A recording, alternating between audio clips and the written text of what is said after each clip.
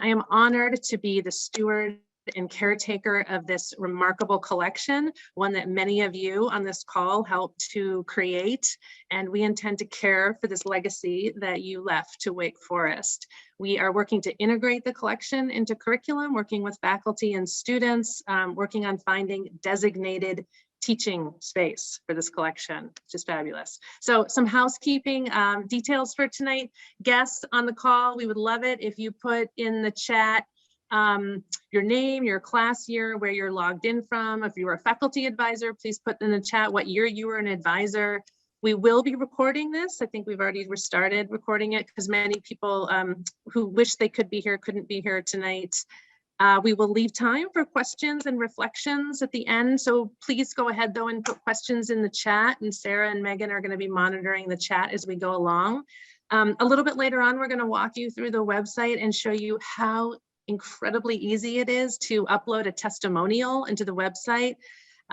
It's really, we would love to have your voices, and if there's a reflection about the collection and artwork, Dean Reece, Wake the Arts, we would love to capture your voices. It's really important for our, especially campus leadership who may not yet be familiar with this movement or the tradition or the collection. It's really important to have your voices, and we need you to be part of this effort, which you're going to hear about tonight. A special thanks to J.D. Wilson and to John Reece. Their generosity of giving and leadership has been the fuel for this movement and for the collection. And for that, we are so very, very grateful. Now I'd love to introduce Cristin Tierney, class of '93, owner of Cristin Tierney Gallery in New York City. She is a co-chair along with J.D. Wilson of the 60th Anniversary Steering Committee. She has been a long and dedicated supporter of Wake the Arts, the collection, Haynes Gallery, our students. I don't know if I should say that, our students. She is a strategic partner in Wake the Arts. She was the recipient of the inaugural Distinguished Arts Alumni Award, and on a personal note, she has been a great support to me in my position since I started in 2019 at Wake Forest. So with that, I will turn it over to you, Cristin. Thank you. Thank you so much. That was a lovely introduction. I should have you with me everywhere I go. It would be a huge morale boost. I want to say thanks to everybody for coming. I apologize a little bit for the snafu, but we are really glad that you are here with us. And everybody knows that we're here to talk about the student-acquired collection of contemporary art at Wake. That's, as I said, why we're all here. And I am betting that I know probably half the people on this call personally, and probably the rest of you somehow by proxy. So I'm really thrilled that you're here because I've been wanting to talk to you about a few things. As far as I know, this program, this kind of collection, a collection that developed through student selection, student acquisitions, is unique. I don't know any other university or college that has a program like this. When I travel for work, anytime that I am at a university art museum or art gallery, it is really pretty common for somebody to figure out that I went to Wake, and the first thing that they say is, do you know about that collection? Well, yes, I do. Nobody has anything like this. Nobody, just us. The buying trip, as we like to call it. As of right now, the collection has over 200 works by well over 100 artists. There have been 16 acquisition committees that have selected works over the years, and there have been about 88 students in total who have participated in this. The first buying trip happened in 1963, which is almost 60 years ago, which is why we're all here, because we're coming up on a pretty big anniversary. When you look at the names of artists in the collection, it's pretty mind-blowing. I mean, the Robert Colescott is one of my personal favorites. There's also the work of Shirin Nishat, Shazia Sikander, Kiki Smith, Jorge Takla, Keith Haring, Jasper Johns. I love the Jane Dickinson that's in the collection. There's a new Willie Cole in the collection that I think is pretty spectacular, and Helen Frankenthaler. And I really, we should be proud of this collection. Wake should be proud of this, should be proud of what these students have acquired. And Also, how the collection really is a snapshot of a moment each time that it's added to. You know, the collection is a reflection on varied histories, personal experience, and I also think it's important for us to really take stock of how this collection, how these students and the work that they've done with this collection have impacted the future. You know, what they've done for the next generation of students who arrive at Wake. This collection focuses and functions rather very much as inspiration, and it's also a teaching aid for the arts, the art department, and for actually other departments as well. And as all of our professors will tell you time and time again, nothing is as good as teaching with art, with real art. We owe the origins of this collection to a man who was a dean at Wake Forest College, not Wake Forest University, Dean Mark Reece. And he was the first faculty member to shepherd a group of students, God bless him, on a buying trip. And the structure of that buying trip, the way and the building of the collection, that was his idea. He is really the start of this all. And here we are almost 60 years later, celebrating this big anniversary, celebrating the legacy of Mark Reece. Yeah. And of course, the collection, as I said, has grown by leaps and bounds, and we are incredibly fortunate to have Jennifer, our curator of collections. Just cannot tell you how happy it makes me to say that. But the collection still is in need of long-term care. It's, you know, we're going on 60 years, people. 60 years. Everybody needs a little care and maintenance after 60 years. To this end, Mark Reece's family has been incredibly generous, incredibly forward-looking. They've pledged a significant amount of money toward the care and conservation of the collection. Thank you very much, Reece family. We need to match that pledge to properly, to fully endow a collection fund. And that's where you all come in. Hi, how are you? And that's why I'm here. Hi, how are you? To ask you to step up, to get involved, to participate in this fundraising initiative, to help us get the collection the care, the attention that it needs, that it deserves. And, you know, this is a first step. It's a big deal. It's a first step. Caring for this collection will give it more attention throughout the Wake Forest community, throughout the broader Wake Forest community. It's going to give it more presence. And frankly, it's going to put it on the road to national recognition. We need everybody to participate. Everybody. There are so many ways to do it. There will be more events, more gatherings, hopefully most of them now in person, to connect all of us in the coming year. And I really, really encourage you to participate in all of it. Embrace it, go with it, be that arts junkie for Wake Forest University, please. Now, in the short term, besides attending swank Wake Forest parties, there are two concrete, immediate things that you can do. The first is to help us build a network. You all have friends, you have colleagues, you have people you are connected to, people who are connected to Wake, and people who are connected to the arts. Help us connect with them. Do an email intro, send us your contact info, send their contact info. We need a database of people who want to see the Reece Collection go next level. The second thing you can do, of course, is give money. Money. Now is the time. I mean, really, how much longer are we going to wait? Writing a check sends a message of support. It doesn't just send a message of support. It sends a message of support to a new administration, to an administration that sees value in the arts within the Wake Forest community, within that broader community. So I encourage you to give generously. And even if you cannot give a great deal, it's really important that you give something. The more of us who participate in this fundraising initiative, the greater number of people, the more likely the powers that be are going to take notice, right? It's not only the amount of money that matters, it's the number of people who are actively supporting this initiative.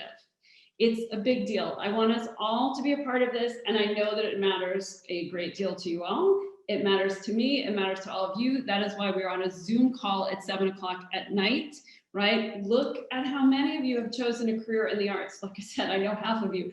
I would say probably 25% of you have worked for me at some point, right? It didn't come out of nowhere. It came because Wake Forest has programs like these. It came because they have unique programs that introduce you to the visual arts in a way that no other university does. I know that many of you have waited years to see something like this happen. So have I. So this is it. This is the start of bigger things. This is where we set some big expectations. And it's up to all of us not only to set those expectations, but to meet those expectations. So it's my hope that 10 years from now, when we are talking about the 70th anniversary celebration, that we're going to talk about this moment, this crazy, goofy Zoom that none of us could get onto at first, right? And see this as a turning point. This is the moment. Let's make the most of this. This is where it takes off.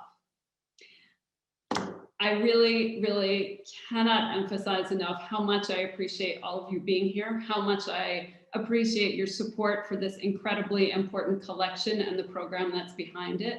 And now we're going to take some time to reflect on personal experience and how those, and really sort of convey just how individualized and rich those experiences are. So I'm going to turn it over to Meaghan and Sarah, who are going to make some introductions and get this party started. Thank you. Well, thank you, Cristin, for your inspiring words and also for your and JD's leadership and your efforts in co-chairing the steering committee of the 60th anniversary celebration of the Reece Collection and the renewed attention to the care and support of the arts at Wake Forest. We are thrilled to present to you this evening a virtual discussion featuring alums JD Wilson, Betsy Reeves, and Katie Hooper, moderated by James Morrill. For those of you who do not know any of our panelists or our moderator tonight, we are sure that their stories and interactions with the arts at Wake Forest will resonate with you as we work together to both help fund the preservation of the Reece Collection and promote the Wake Forest Arts Program to the larger Wake Forest community.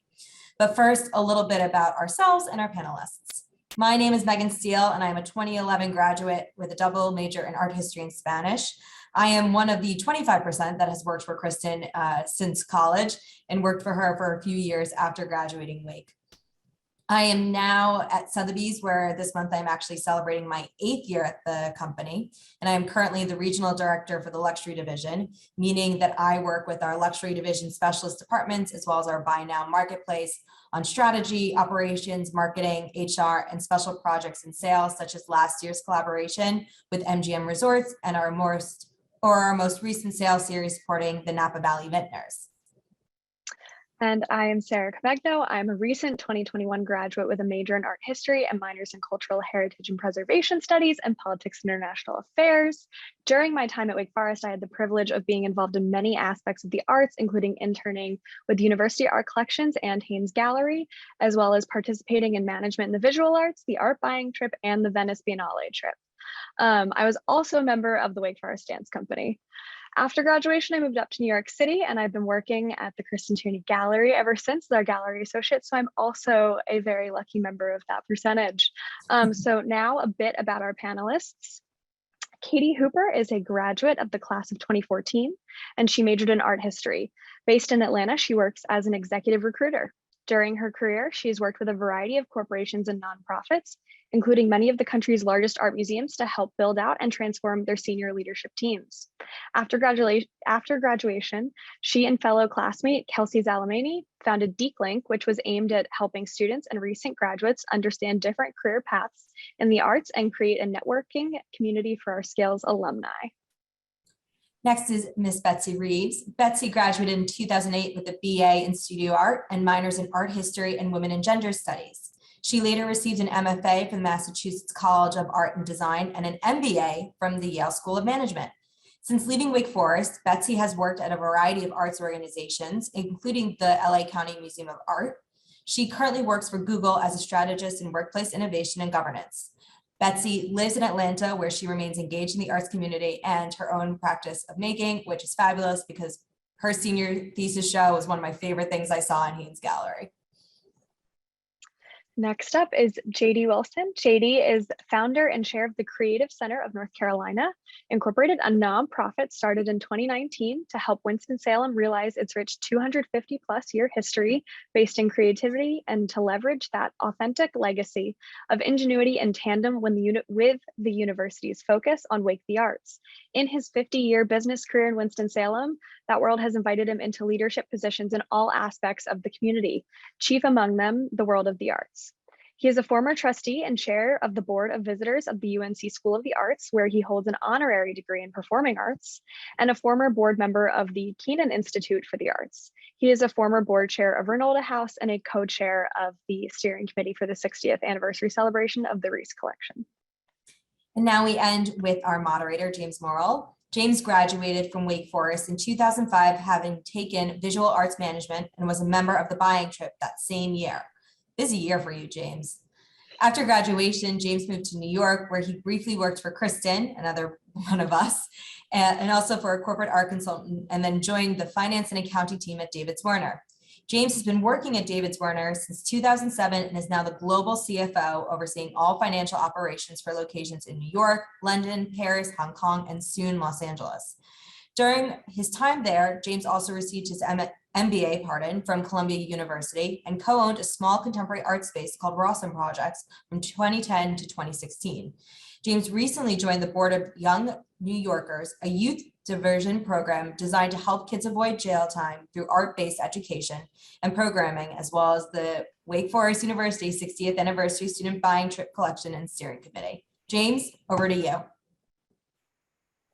Hello, everyone. I just, again, wanted to thank everybody for joining. I really appreciate that. I guess before I start, I will say that I wanted to say that when I talk a lot about joining this, these sort of talks about the buying trip and that sort of thing, I always talk about my experience at Wake Forest professionally. I do want to say that I think what we don't talk a lot about is that having a home for the arts, and I want to reiterate what Cristin said, which is that having a home for the collection, I think having a space for us to really appreciate what has been built since the 1960s will really be kind of a place to really appreciate what we built in the history and the uniqueness that's offered at Wake Forest.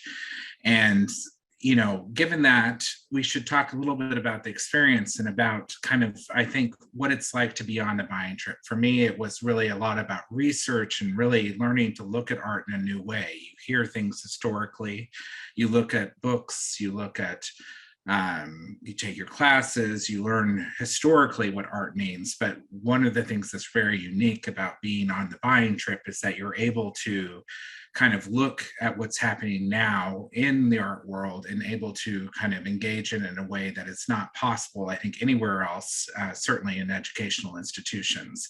And I think that's experienced by alumni who've been through the process, but it's also certainly something that is preserved in the kind of snapshots from every buying trip. And what will be interesting about this discussion is that we can kind of hear from a variety of different people who have been through the process, and we can hear what it means, but also what then the collection can offer as a teaching tool, and also can offer as something that is really part of the legacy of Wake Forest that we really want to preserve and want to make sure that we value as a cherished tradition of this fine institution that we all are very proud to have graduated from. So that being said, let's start with the first question, which we'll start with JD. JD, can you talk to us about what the art buying trip was like for you, and how did the school administration respond to this when the idea was brought up? Well, thank you so much, and I'm so appreciative of being included in this event tonight and co-chairing this reunion with Cristin. The art buying trip, back in the day, it was so sort of casual, and it was just, there was no process to go through to apply to get it. Dean Reece sort of chose who went, and fortunately he chose me in 1969. So that buying trip was like a real door opener to me of the experience of what the big world of art was all about. I can remember all sorts of aspects of that trip. One of the most memorable was Barbara Millhouse, who had kind of shepherded behind the scenes the development of the collection and opening doors to galleries and getting us the right appointments. And she decided to have a little party for us in her apartment on Park Avenue. I can still remember going up the elevator to her apartment and walking out and looking over the transom of the door, and she had a slide projector. And she was projecting slides of contemporary art on the wall, like 10 seconds at a time, to let us know as students, as we came into somebody's home, that here's what art can be and here's what the experience can be, and you're getting to experience it in my home. And then she and Bob Myers, who also was from Winston-Salem, hosted us for a supper at a pub. And to go into those galleries and see the art that was presented us, we had sent sort of a list of the works that we'd like to see. And then they would say to us, like, would you like to, if you like this, I can show you something very similar to us. And we would do that. We would take notes. We would go back to our hotel that night. And as a group, the 4 students and about 3 faculty members, Ed Wilson and Mark Reece, Sterling Boyd, and religion professor who doesn't come to my mind right now. But we would kind of go over our list and like mark this one off, keep this one on. And then the next day we would go to more galleries. We would add to the list. We'd come back to the hotel at night. Okay, let's create a new list. And then the final day we had to learn about managing money. We knew that we had a pot of money and you can't get all this stuff you want. You can't have all this candy. You got to pick the ones you want. And there were some that we wanted that were so expensive that we said, no, we'll take things that are not that expensive in order to have a diverse collection. So it was about managing money and staying within your bounds and understanding. It's what Wake Forest is trying to do now with Wake the Arts. I think it's like help every student, no matter what their degree is, have some experience with the arts, which opens your mind and ideas to being truly creative in how you handle your life in the world. Right. I was blessed. Yes. And so there was no application. So you didn't apply, nothing. You just worked hard as a volunteer of the college union, it was called at that time. Okay. And we met the small group of us that were interested. We met on the floor of Mark Reese's office in Renolda Hall, and he'd gathered like catalogs and magazines and articles of the day about, and we would take notes so that through the year we would kind of come up with a list of like, okay, when we go to New York, we'd like to see works by this artist and this artist and this artist. And I think Barbara probably peppered the list with what she was hearing from her advisors in New York. Yeah, you really ought to see so-and-so. Right. And all, of course, all snail mail, no digital, no email, no, you didn't get images before what was available, none of that, right? You could cut pictures out of magazines or catalogs. Right. Or yeah, exactly. All right, so Katie, what were your similarities and differences from JD's experience? Katie, I feel you on the budgeting front as the one who was responsible for our trip. It was not fun to be the money cop. But, I would say, probably the defining difference for our group, was that benefit of the internet, which it really allowed us to do an extensive amount of research digitally. Our group of 7 pulled a list of the 100 galleries in New York whose rosters we wanted to, comb through. And over the course of about 3 months, looked at each artist and to see, who at least stood out to us online. And we were looking at everything from what was the medium, where were they in their career trajectory? What was, that art, what kind of art were they making? And, also was what was reflecting life like a decade ago, which I admit, feels a lot more simpler than where we are today. But, things that were kind of top of mind for our class were, climate change, the ramifications of the Great Recession, the migration and transformation of so much of our lives, like being enabled by technology and like suddenly taking place online. That's what, is top of mind for us and what we were really trying to see who could help capture. And so, from that research, our favorite artists, we would then present to the team during these weekly meetings and, like JD, whittle that list down of like who we wanted to see in person once we got to New York. and who would be in our price range. When we got there, zigzagged our way around Manhattan, thinking, too, about like the practical implications of where could something go? Like, would it be able to be displayed? How expensive, would it be to frame the work, conserve the work? And we eventually ended up selecting 3 photographs. Pretty sure I had to call Provost Kirsch and apologize and see if he'd be willing to float us a little extra on the side, given that shipping was more than we had budgeted for. So don't know if you're on Rogan, but if you are, thank you again from the class of 2013, that trip. But for us, I mean, it was this kind of great experience too. Once we had gone to see it all, like sitting down in a war room together and really thinking through, okay, we have all these competing priorities. What is the best assortment of pieces we can bring home, like within our budget? Right. So JD, I'm curious. So how many art buying trips had there been before you? At my age, people think I was on the first one. Yeah, you I were. think it was really the third one. Oh, okay. All right. But I think it was the best one. And I think part of that is that American art was not valued. It had to be bought from Europe or Asia or somewhere else. And people began to appreciate American art. And I'm going to bring up Barbara again. I think she was a smart leader of that and the folks who were advising her.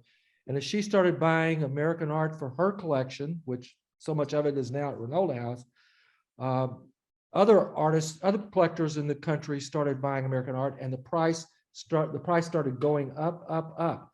Right. Our year came along when it had started up and people were beginning to appreciate American art, but it wasn't so expensive that we couldn't get a good collection. I think we bought something like 22 works that year, which is probably the greatest number in the entire collection. Of course, we had, as I recall, it was like around $35,000, which today would be $250,000. Or, I mean, can you imagine handing some kids we didn't have an art department. Right. We didn't know what art was, but we were spending money. Right. So Katie, how does that differ? That differs significantly from what your buying power was and your considerations, right? I mean, because you were thinking about. We literally like, if we eat ramen on this trip, can we buy this kit in Hawaii? Yeah, exactly. So like, shoot, we have no way to get it home. Can it be my carry-on? Like, right. We were struggling a little bit on that front. But okay, so everybody though, I mean, when I was on the trip, I had the same thing, and we were kind of, we budget. I think we bought 5 works, and I don't remember what the budget was, but it wasn't enough to buy. Certainly, how many did you say you bought, JD? I think it was about 22. Well, no, but so but I think everybody sort of has that, but then they all kind of have their favorites. So Betsy, turning to you, what was your favorite? Or what was the one that made the most significant impact? Or what, I mean, it maybe doesn't have to be from your Betsy, it doesn't have to be from your trip, but maybe what gives you the most impact, or what inspired you most, or inspires you most from the art collection? Sure, yeah, and Cristin mentioned there are some real heavy hitters in this collection, but I have to say the piece that I went back to over and over and over again, as a student was Ida Applebrug.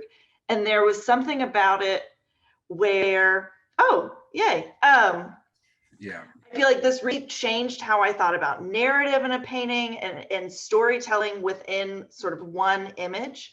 And it also was a nice intersection for me with my women and gender studies coursework, because it was kind of a great example of sort of the coming from many women making paintings and different types of work in the 80s and 90s. So this is, even though it's not necessarily one of the heavy hitters that I think is most commonly thought of in the collection, but I love it. Yeah, but she's an artist now who's represented by Hauser & Wirth, or I think she passed away. Did she pass away? I don't remember if she passed away. I think so. Does anybody who knows more about, who's not going to embarrass themselves? But I think that, she's represented by Hauser & Wirth, certainly. And this work in particular, though, I really like, is because it does talk a lot about kind of pretty heavy feminist issues, I think, right? I mean, if we talk about kind of, I mean, just even the imagery, the sort of domesticity, the silence kind of, it was certainly one that resonated with me as well through the whole process. Oh, Cristin says she's alive. She is, yeah, she is. She's in her late, Cristin, but she's in her late 80s, right? I think she is. But anyways. She's old. I don't know how old, but she's. Well, okay. So if you're gonna cut, she's 92. Okay, Cristin. All right. So I'm embarrassed, but not that embarrassed. But she's not on the call. That's right. Excellent point. That would be that would truly be very embarrassing. All right. So then the same question, let's go to Katie. What work, did you have a significant impact? Was it a work that you feel has the best, that's most significant impact collection? Is it one that you had on the buying trip, or is it one that you saw before? I'll go in a bit more of a sentimental direction. For me, like, the work was really Memento by James Morrill. And I remember seeing it again before I even started at school. It was Acceptance Students Day. It was my first time visiting campus. I was in the Benson lobby, and where this piece is, pretty hard to miss. I mean, as you can see, it's like this giant blue beacon. And I remember thinking, like, whoa, like, why is that there? And I had applied to Wake as an art history major, and upon getting to campus was so struck by the amount of art as I was seeing, is that I walked the halls of different buildings, and that the pieces were just kind of tucked away in a museum.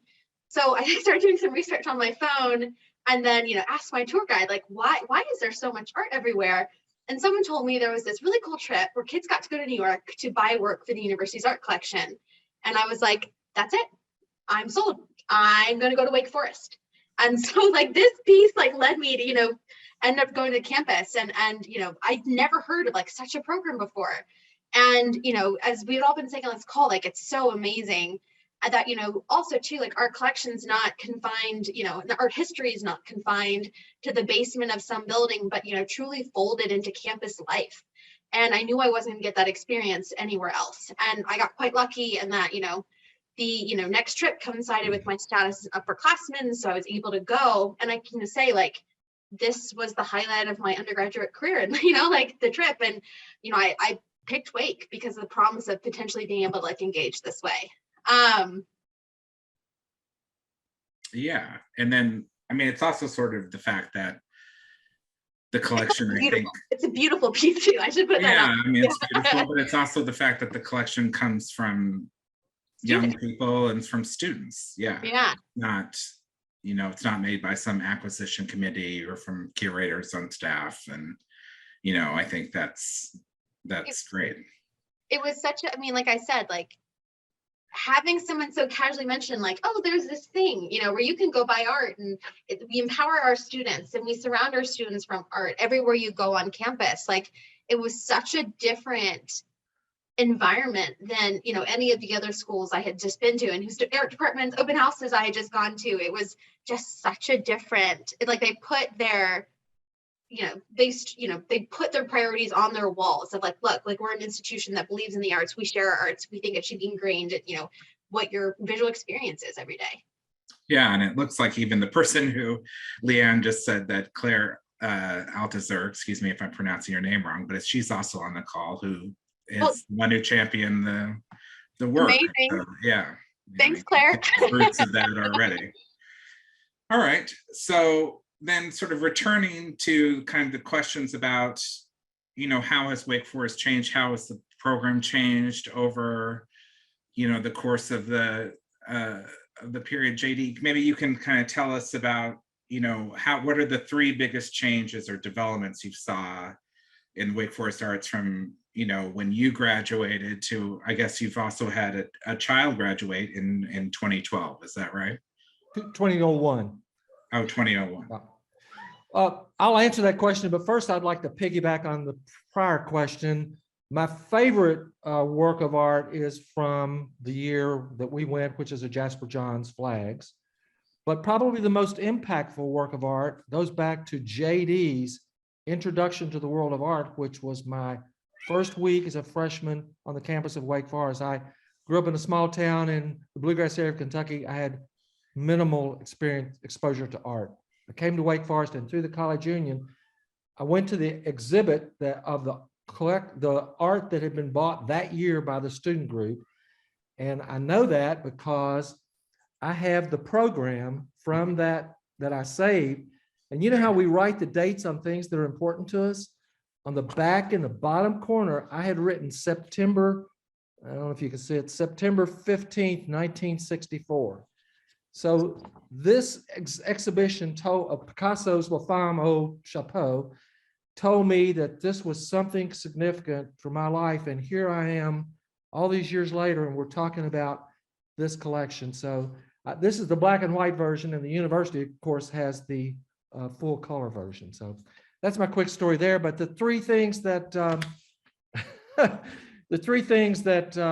have changed so much, I would say, well, we got an art department. When I started Wake, there was no art department. There was Professor Aycock and his slideshow in the English department. We got an art department and a building that was sort of iconic and catch your attention as you enter the campus. Then we got the opportunity to walk that trail through the woods to a place called Reynolda House, which was a home. I got to see and experience that home be transitioned into a place that welcomed students to come and learn. I would walk over there at night and sit on that enclosed front porch and listen to poetry readings by Ed Wilson or Jermaine Bray or professors like Mac Bryan, Professor Smiley.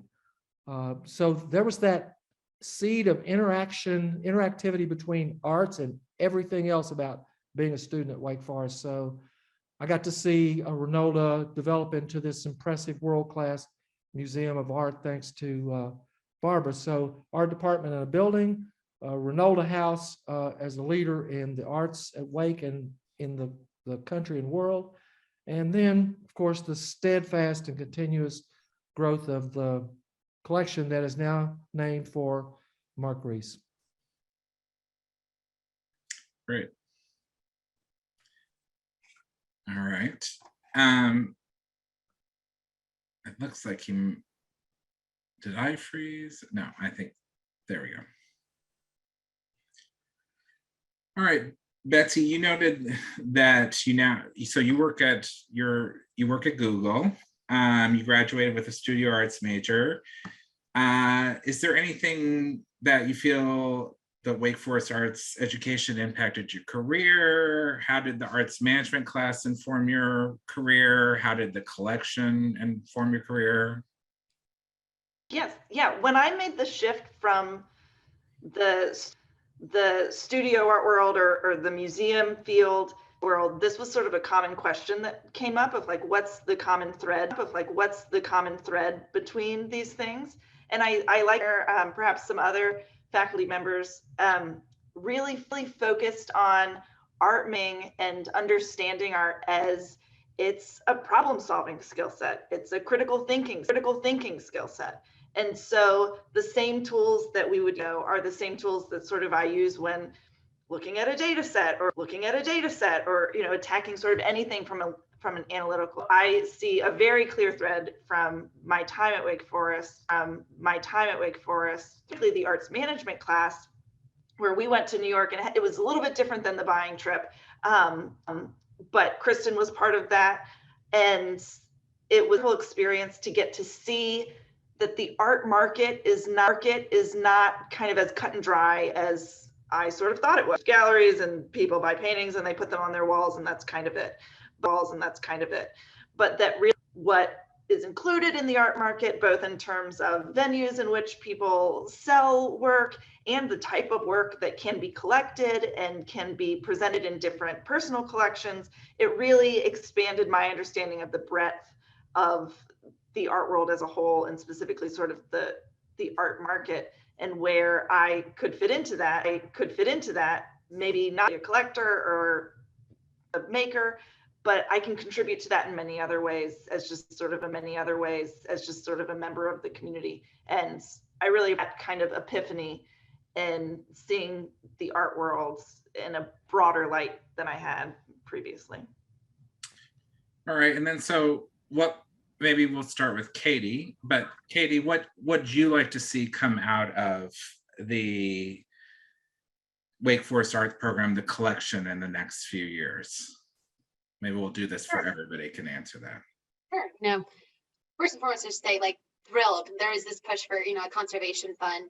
My group was pretty interested in a few sculptures, but we were, so worried to purchase something that, was 3D that we, wasn't sure it could be, safeguarded, going forward. And so we picked photographs. Yeah, get a little Chick-fil-A on that. Yeah. Yeah, I know, exactly. Like it's behind glass, like photographs, like, they're safe, like they're going to be protected more so than, some sculpture some kid wants to go like point, but in terms of, what else I'd like to see, I know there's a really tight-knit arts community in New York, but, through the work I had done with Kelsey and Deek Link, I came to appreciate the breadth of alumni working across the arts broadly in other major cities. And I know there are city-specific, like general alumni groups, but it would be fantastic to see those also spring up specifically for the arts. Like, so think about Atlanta. There are alums who are like the film and theater industry. Like, we should be going to those plays or movies as Deeks, as a group. Like, we have people who are practicing artists. We should be at those gallery openings. Same for the museums. Like, I think we should, as a community, support our own and go to those exhibitions. And I think so many people don't realize like the breadth and depth of alumni we have doing amazing things across the arts. And so just by kind of creating more connectivity, it would just have such fantastic follow-on impact, for the university, alumni engagement, and also giving kids confidence that, hey, my mom and dad told me I should probably go over to the business school, but look at all of these people who've gone to the same institution that I have. They're doing amazing things, in the arts. Yeah, I mean, I definitely think that's true. It definitely gave me a lot of confidence, I think, to sort of pursue something that I would definitely not have had the confidence to do. JD, what do you think? What would you like to see happen? Oh, you're on mute, JD. Yeah. Oh my gosh, I'm so excited that we've named the collection for Mark Reece, who it was his idea. And as I understand it, he was on the campus in Wake Forest as a student and then worked there. And as we moved the campus to Winston-Salem, he realized we're moving from this small village to this pretty sophisticated land of opportunity, and we need to have an art collection that students are involved with and be part of the Winston-Salem community. So I think through naming the collection for him, through celebrating it in 2 years, and then using that to lift up Wake the arts broadly, I believe our moment is here that arts can truly be interactive in every part of a student's life, regardless of your profession, so that when you graduate from Wake Forest in the future, you will have had some meaningful art experience thanks to what we're calling Wake the Arts. And then just as Mark Reece came up with the idea to create this student-acquired collection of art to be in Winston-Salem, we need to house it so people in Winston-Salem can see it. And we need to embrace our connection to Reynolda House, which has led the arts in Winston-Salem and Wake Forest, so that in a holistic way, we lift up all the arts at Wake Forest and we lift up the arts in Winston-Salem and beyond. So that's my dream, is for holistic collaboration among the strong arts partners in our town and university and Reynolda campus. Well, since we have 3 minutes left, I'm going to leave it at that. I think that's a great way to end that, JD, and I agree with you wholeheartedly that that's kind of what we should be doing. And I think that it's proven through all of the experience that we've heard today that, it's proven to be something that helps people personally, professionally, and it's certainly something that we want to expose people largely more in the Winston-Salem community, more at Wake Forest, and to really help as a teaching tool and to help really be an asset and really show off as an asset for the university. So with that, I will turn it over for closing remarks to Meaghan Steele and Sarah Comegno. Thanks, everyone. We did have one question that came through, and that was, what was the budget for acquisitions and how was it formulated? So I think, I did not have the pleasure of getting to participate on the buying trip. So I'll turn it over to my wonderful co-host, Sarah, to help answer that question. There is a fund set aside every year from the provost's office where they put aside funds every year for 4 years. And at the culmination of those 4 years, there is obviously that fund can be used. I believe it was set a number of years ago. I don't know if there are discussions of adjusting it. I know that that was something that, you know, adjusting for inflation or whatnot. Obviously, it seems like JD's trip had a little bit more buying power than maybe mine or Katie's or someone else's. However, it's not something that I believe is super widely shared, but it is something that trips are mindful of, and we're very grateful to the Provost office that they do set aside that fund every couple of years. There is also a Bob Knott Fund, which also contributes, who is a wonderful professor that I never had the pleasure of working with, that also contributes to that fund. And every trip gets to kind of designate where those funds go. And on our trip this past year, we named one of the only unanimously voted works to acquire in his name, which was very special for us and for his family. I don't know if Jennifer could speak to that more, but that's from my understanding. Absolutely, thank you. And we just actually received a gift to increase the frequency of the trips to every 3 years for the next 3 or 4 buying trips, which is pretty amazing. So because if you come in as a freshman, you might miss this opportunity. So increase the frequency to every 3 years. And we also had a gift to help offset travel expenses, which is also really phenomenal, so that more of the bulk of that money could go to purchase art rather than expenses. And just speaking from experience, oh, sorry, Megan, but our funds were actually greater than many trips in previous years, because I was in the COVID special buying trip, which was Winston-Salem grounded. So we did a lot of our discussions and kind of encounters with galleries virtually, which was very apt to this era, but it meant that all of the funds could go directly to the purchase and care of the works. That's wonderful, because New York just continues to get more expensive. So it's real fun, everyone.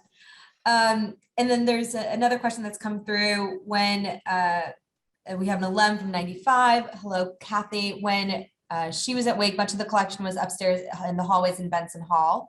Where is that all located now? It sounds like there is a dream for a location on campus. What's the plan? Dedicated space? What is the vision? So I'll turn that question and answer over to Jennifer. Yeah, thank you. The Reece Collection is still very much in Benson. And, you know, it feels like it's been in Wake Forest DNA, I think, where art can be this intervention in our daily lives, like Katie was talking about, that you don't necessarily, right, like need to walk into a museum or a gallery to have an art experience. You can have an art experience, as James said, on your way to Chick-fil-A. But we really are at this tipping point, and we really need to find a designated space for this collection. And that's what we've been working really hard on. Unfortunately, art has been damaged in Benson. There's valuable art. Cristin noted the Colescott, Alex Katz. There's other work that has been in storage. We're moving mountains, for instance, to bring our Colescott painting out for Professor Jay Curley's Black Art since 1945 class, moving it to Rinalda to the auditorium for 3 hours so his students can see it. It is arguably the most important painting by an African-American artist in all of Winston-Salem. His students need to see it. Students need to have access to the work, and it's almost impossible to have a class, as Jay and Leanne and other professors on this call know. Paige is here, David Finn. It's impossible to have a class of 20 students while, you know, standing in a corridor in Benson. And so we're really committed to thinking about space in a really different way. So don't call it a museum, but maybe it's an interdisciplinary art center. Or how can we think about space in terms of gallery, but maybe open storage, right? So that everything is protected, but yet everything's accessible at the same time to students. And so we're really wanting to think about space creatively for this collection. That's great, thank you. And with that, we just want to thank everyone for joining us tonight, especially bearing with us through some of our technical challenges. It feels quite apt that's how we kicked it off, considering that we're just on our 2-year anniversary of us all going on Zoom. And especially also to our panelists and supporters of Wake the Arts. This event and the current momentum for the support of the Reece Collection is just the beginning. The invitees and attendees of tonight's event were all involved in the arts whilst at Wake, whether as an art history or studio art major or minor, a participant in the buying trip or the arts management class, or if you studied at Casa Artem. At this point in time, we would love to share with you the website for this endeavor. So Steve, if you might. And it has chock full information about the contemporary art collection, who to get in touch with, who's on the committee. There's also an opportunity for you to share your story about how the Wake Forest arts impacted you, impacted your time at Wake, impacted your life after Wake, and we really would love to hear from you about that. So yes, please take some time to browse the site and share your Wake Forest art memory. Please also share this site and what's going on with all of your Wake Forest friends. As Cristin said earlier, we need to expand our community as much as possible. We are a small but mighty community with Wake arts, but we need everyone from all corners of the Wake Forest community to help achieve our campaign goals. And finally, we hope you will continue to join us in celebrating the arts at Wake Forest and supporting the continuous care of this collection. There is much more to come in the upcoming year as we approach the 60th anniversary of the collection, to be celebrated in the fall of 2023. We are so grateful for all of your interests. Please stay in touch and continue to contact those on this call and those on the committee and those at Wake Forest. Tomorrow, please expect an email with links to all of these websites and resources, along with the contact information for Beth. And all of the committee members are listed on the site, so please feel free to get in touch with us. Thank you all for your attendance and for bearing with us this evening with all of our technical difficulties. And I am so excited and inspired by the attendance and thank you again to our panelists. So thank you, everyone. And we look forward to the care and preservation and all of the upcoming excitement for Wake the Arts. Have a great evening. Thank you. Thanks to the committee. Thanks, everyone. Take care.